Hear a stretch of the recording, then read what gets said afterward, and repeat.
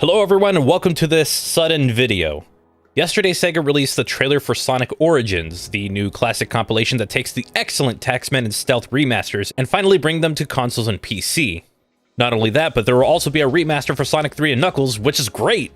It even had some amazing looking animations in the trailer, including some awesome music by Hyper Potions, and there's going to be even more features than just porting the remasters and making a new one, and calling it a day. Personally, I want to see what's in that challenge mode. It seems like it's something that's right for me for someone who's played a lot of classic Sonic. Not only that, but it's coming pretty soon. In 2 months, it'll be released, just in time for Sonic's 31st birthday. As for the content, I did mention a challenge mode, but this game has a bit more going on under the hood. The remasters have been altered from their mobile phone counterparts. Gone are the lives of the original, and in comes the coins. This is how different modes and possible cosmetics will be unlocked. If you want a live system, you'll want to go into the classic mode. Now this isn't really too big of an issue. We've had the removal of lives ever since Sonic Forces, but it does bring up the very weird position that we're in, because if you do know the mobile remasters, even if you got a game over, you were always able to return to that specific level that you got the game over in, because the game wasn't punishing with its difficulty, thanks to the save feature. However, removing it in this anniversary mode really makes it seem kind of weird. I mean, the classic Sonic games are designed pretty well for the most part, so it really affects the experience because you're giving players no reason to get better at the game. That's what the limited lives did for us back in the day, but when the remasters came out, it made it a bit easier for those to get into these more difficult video games. And that was perfect, that was fine. If you wanted that, go for it. If you wanted a challenge, go to the no save mode, but now all of that is gone. And I guess if I can nitpick a little bit, sure, like I said earlier, if you want a live system, you'll want the classic mode. But this classic mode is not exactly the classic mode I was expecting. From the looks of it, it takes the remasters and forced them into a 4:3 aspect ratio, and that seems to be about it. For anyone wanting to know of any kind of proof that I have of this, there are 2 signs from it. One of them is coming from the trailer itself. If you look at the swinging ball in the Green Hill Zone boss fight, you can tell that it has a few more frames of animation. Another giveaway is the aspect ratio. Luckily, I own an iPad, so I can verify that the aspect ratio matches. I was really hoping to see the original ROMs in this collection as well, to give fans who are used to the remaster a true challenge. But unfortunately, that's not what we got. Don't go into this expecting the Genesis games and the remasters in one compilation, though that would be pretty sweet. The classic mode in this game is more like the classic style in Mega Man Powered Up, if anyone's ever played that. It has all the visual and gameplay enhancements while keeping it in a 4:3 aspect ratio. Now that one I call a nitpick because even with that, I still think it looks good. I don't see the blurry look that was in the PC version of Sonic CD, so I honestly can't wait to add this to my collection. Oh. This is where the collection becomes a bit disappointing. Unfortunately, this game is not going to have a physical release, though there is hope. Sonic Origins will release digital only, but the disappointment turns into confusion because Sega has returned to their weird digital release tactic. This is something I've always wanted to talk about, so let's do it. In the last year, Sega has come up with this model on how content is distributed for their digital releases. There's the standard version that comes with the base game. Nothing more, nothing less, with some exceptions. Then there is a digital deluxe edition. Now this comes with the DLC for a small increase in its price. You know, cosmetics, early mode unlocks, music, sometimes you get early access, stuff like that. That sound familiar? Now, it doesn't actually sound too bad, unless you buy the standard version. I mean, it makes sense to get it, right? It's the cheaper one, and the customer can get the rest of the content when they have the money for it later on. It's not exactly that unusual of a scenario. The problem lies is when that customer is ready to buy the extra content, because when you add up the content individually, such as the base game and the DLC afterwards, the price of all of that together would be more expensive than if you just bought all the content with the deluxe edition. For example, Super Monkey Ball Banana Mania is $40 for the base game and $50 for the digital deluxe edition. It's not too bad, but let's say you buy the base game and you want to buy the DLC later on. You're paying another $20 for what would have been included in that digital deluxe. Everything except the early access. And that doesn't even include the extra content that came out after the game released. Now that's an extreme scenario, but that is one that can potentially happen. Thankfully, that's not the case. By the way, the physical edition is missing some of the content that is in the digital deluxe edition. How do I know that? I own a physical copy on Switch. Yeah, even people who buy the physical copy get screwed over.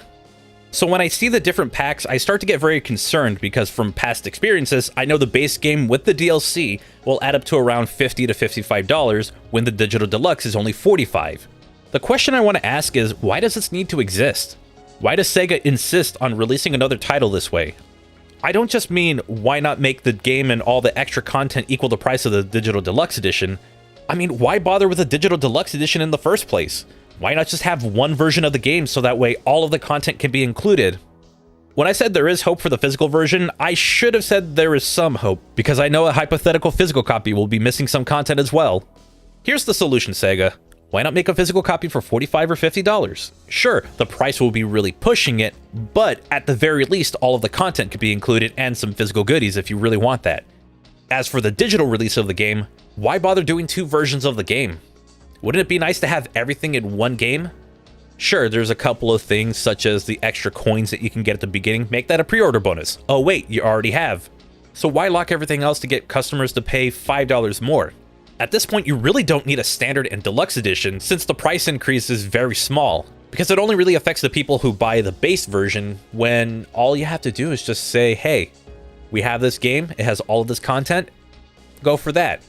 Because it's one of those things of who's really going to go and buy the base version, and if you do, and you see that all of the extra content is worth having, you might end up paying anywhere from $7 to $15 just to get the rest of it so you can catch up with everyone else. See what I mean? Doesn't really make that much sense. Now, I know I'm throwing out numbers that are an estimate, but I'm going off of what I've experienced. There's something about this DLC that I wanted to bring up, and from the post that I had in my community tab, which by the way, you can click the bell icon if you're already subscribed. If not, subscribe. But clicking the bell icon can get you notifications for those community tab posts. Somebody said, be sure to mention the pre-order content, which is where I need to bring up this stupid thing that Sega brought up. Because this chart is awful. I've seen people on Twitter, on my Discord server, and in the chat in my YouTube stream, a bit confused on how this actually worked. So I had to try and break it down for them, and it was very easy to do so. But you really didn't need to have a chart this stupid looking. Then again, like I said earlier, you really don't need a standard and deluxe edition. If you really want to do something, I guess you can use the pre-order content as DLC. Sure, why the hell not? You did it before. But the point is that not only is it puzzling why you want to go with this DLC format, but even the layout of it on your website sucks. Sega, what the hell? And don't get me wrong, I'm happy that this collection is finally releasing, and I do want it to do well. Maybe well enough to warrant a physical release like I want. I just wish one of the major issues with Sega's releases never made their way to this little title, and that being the DLC. And it's funny because I can include more things like the return of De Novo DRM, which has given people issues with input delay. I just think this is ridiculous and could put a sour taste in the mouth of anyone who was looking forward to this collection. Again, these aren't the biggest complaints in the world with the exception of De Novo DRM. Please take care of that. But it's little things that really make you look at it and say, is this really the best way of playing these games? And the answer might just be a shrug. Again, I'm really looking forward to this, but I don't think we're going to convince Sega, only because this game is about 2 months away. Not only that, but the Defense Squad on Twitter is going to go crazy with any kind of criticism. So I just wanted to get my thoughts out there. I didn't really have a way of ending this, but it did kind of annoy me to where I wasn't really feeling as optimistic about this release as I was when I first saw it on YouTube and on Twitter. But I am going to say this is something I am kind of looking forward to. It's great that we can finally have the remasters on all of the consoles now, and also on PC, and not have to rely on stuff like the decomp or fan-made versions such as Sonic 1 Forever, Sonic 2 Absolute, Sonic 3 Air, stuff like that. And I guess the Sonic CD port will look a little bit better. Anyways, that's going to do it for this video. If you have any input on this, feel free to use the comment section down below. Please be civil, like always. If you're civil towards me, I'm civil towards you. We're all good. We're good to go. At this time, I want to thank the channel members. The names of the channel members in the Chaos tier will be scrolling on the bottom of the screen, and I will also have the Super tier members. I'm actually doing this on the fly, so if it seems like I'm stalling for time, I'm stalling for time.